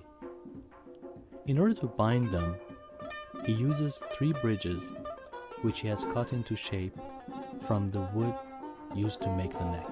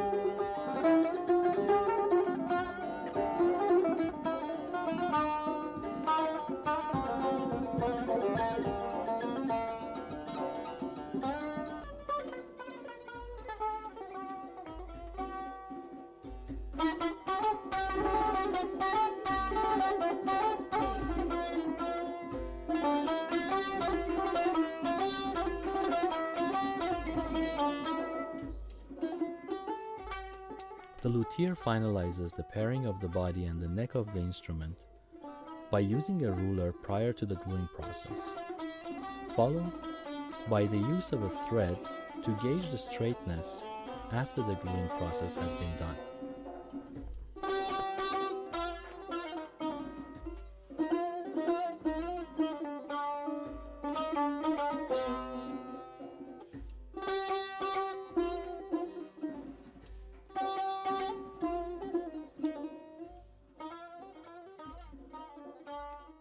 It is now time for the artist to prepare the sun-shaped opening which is carved into the sides of the peg box and to bore the 6 peg holes.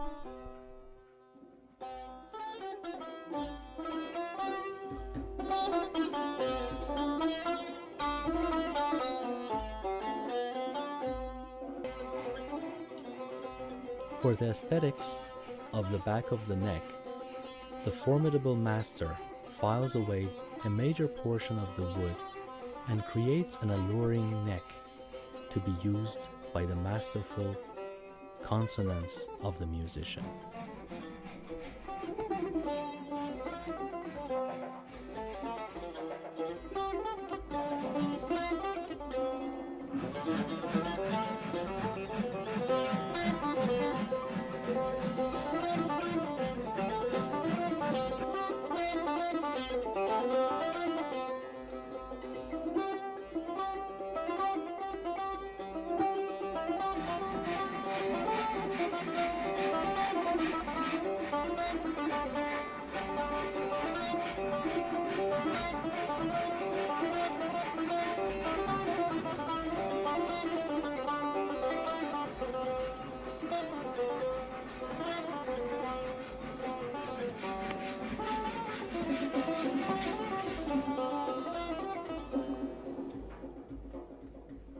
Using a custom straight-edge rule, he creates the preliminary groove at the top of the neck and then carves it with a jeweler's file to add to its desired depth.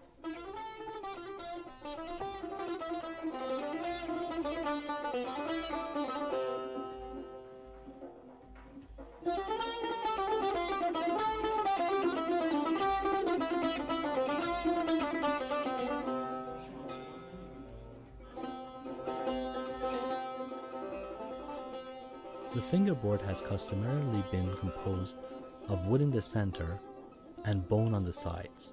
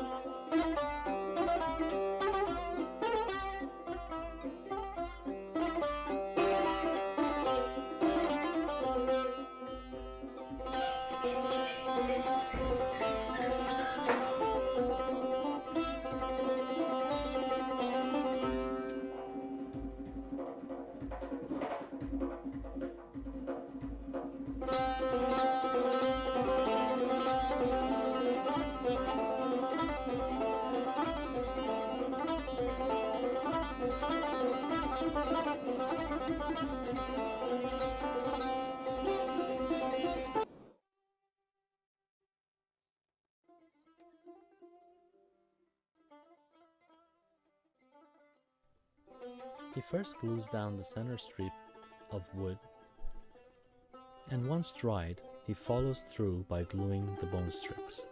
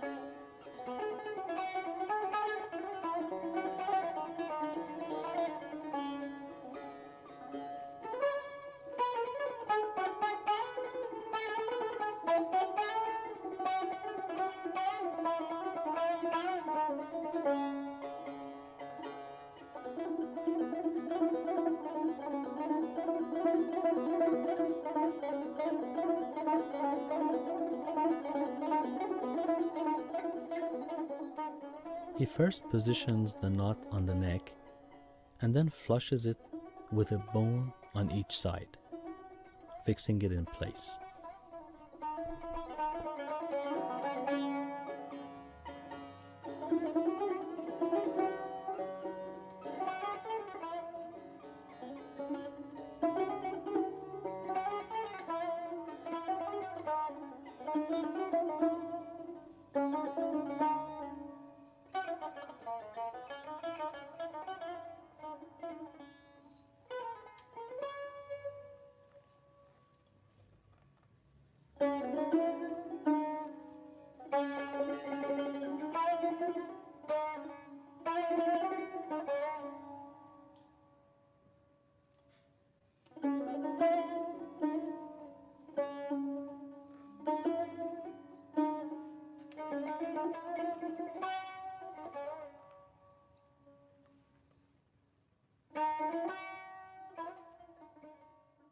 For greater beauty, he primes the pegs with a base stain before giving them a finishing coat of stain.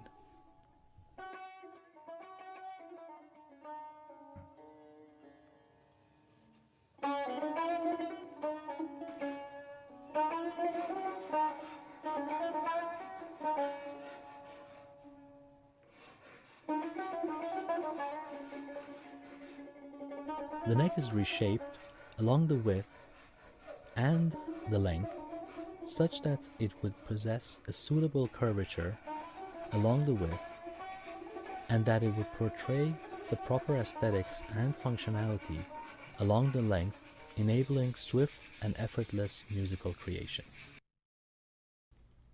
The master creator uses another fine technique by soaking a cotton ball in alcohol and rubbing the surface of the wood.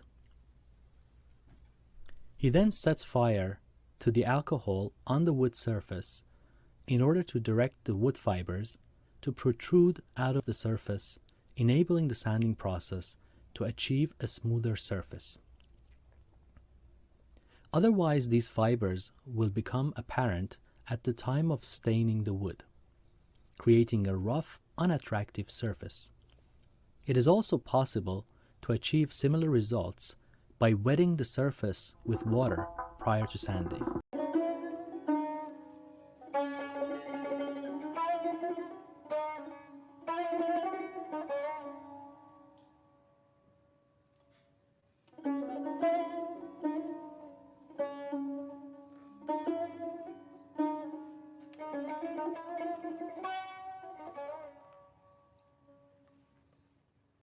The luthier starts the staining process, allowing each stained portion to dry before sanding and repeated applications of stain until a beautiful and uniform sheen is achieved.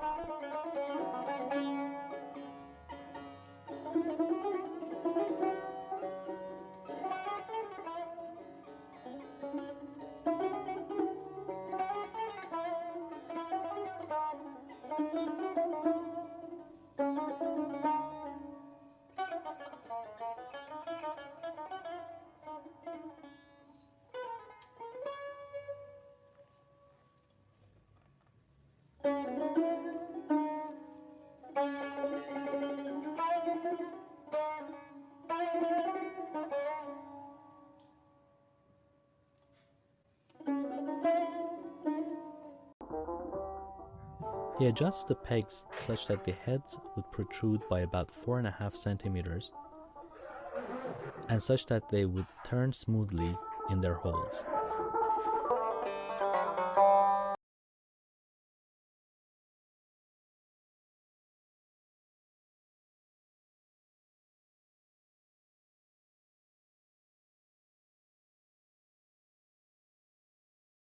Prepares for tying the adjustable frets. First, he slightly dampens the gut thread and starts the fretting process.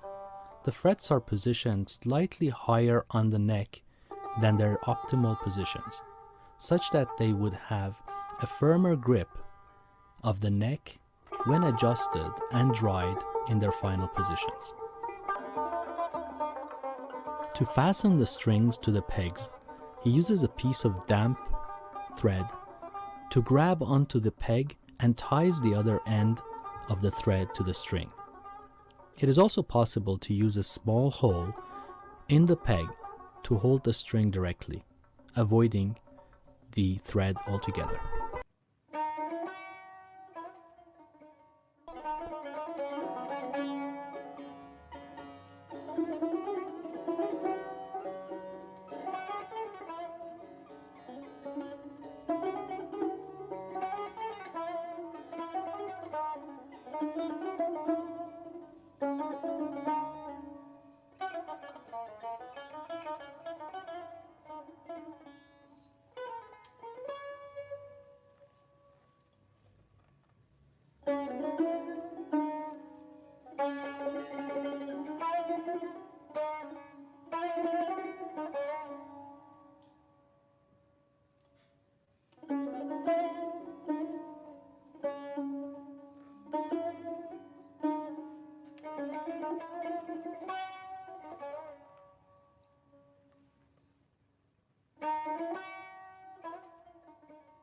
He has cut narrow guiding grooves with a fine saw, such that the strings would easily glide through them.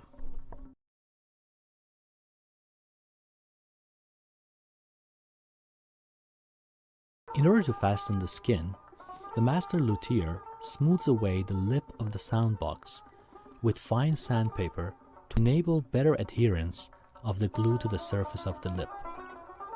He examines the skin by holding it up to the light, ensuring that it is void of any holes.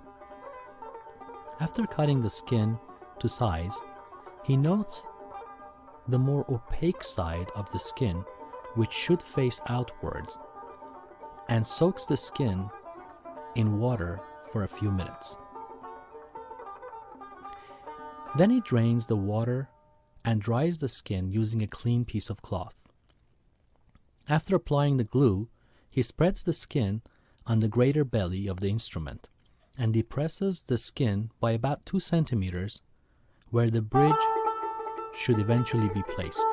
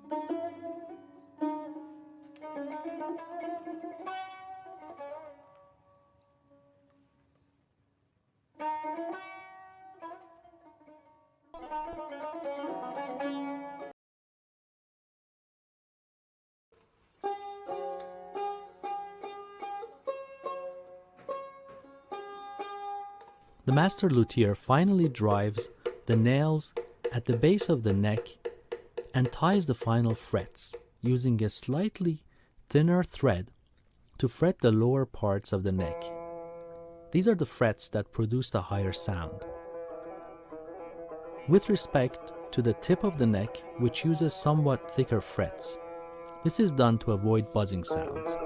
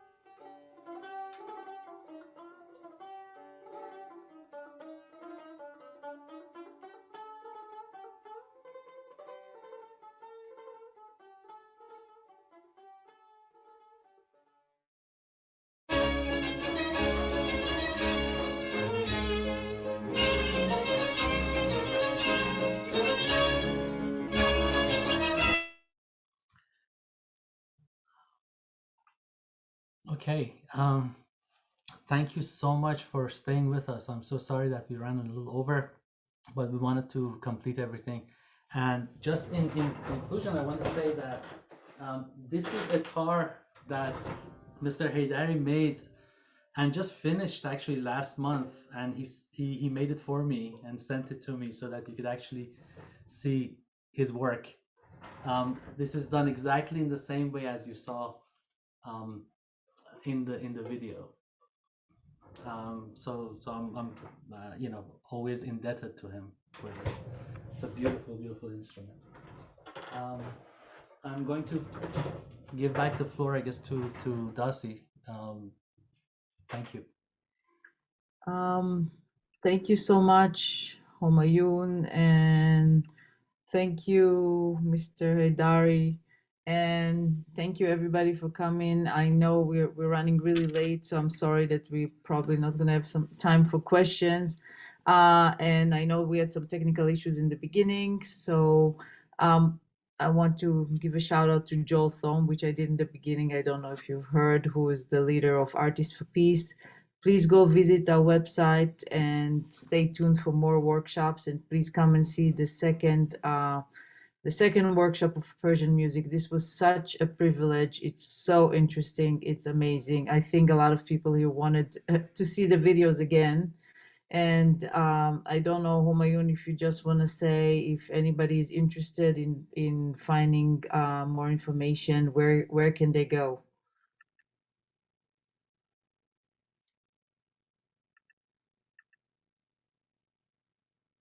I can.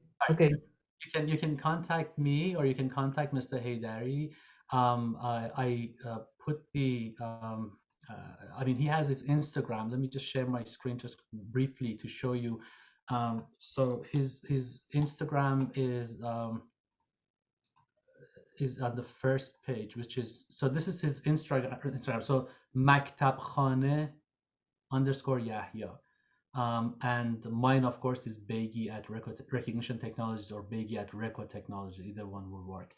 You can contact either one of us, and we can share any information that you would like, and answer any questions if there are any. Thank you so much, Homayoon. Thank you, everybody. Have a good night, and we hope to see you again in any of our future events. And peace, be well. Good night.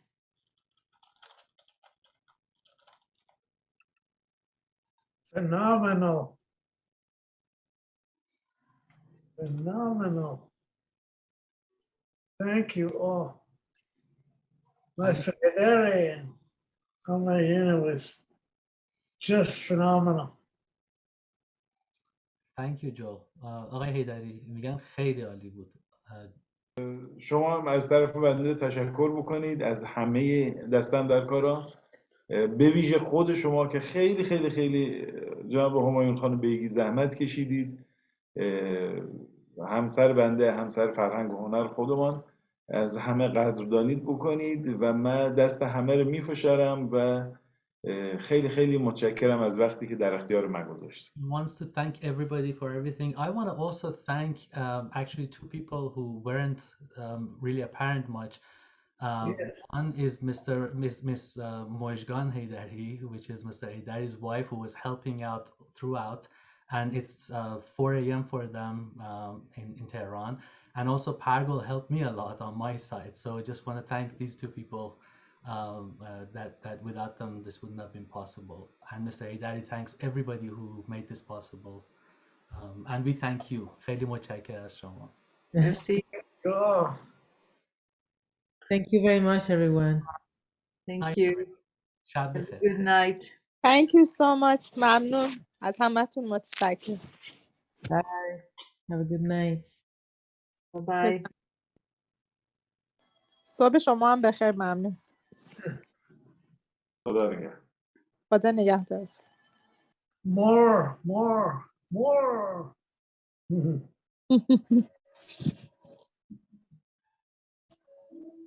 This is the very meaning of Artists for Peace.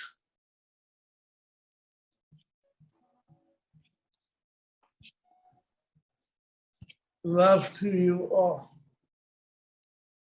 Good night. Good night. And thank you so much. Thank you. Everybody. سپاس از همه. سپاس. من فرهادم.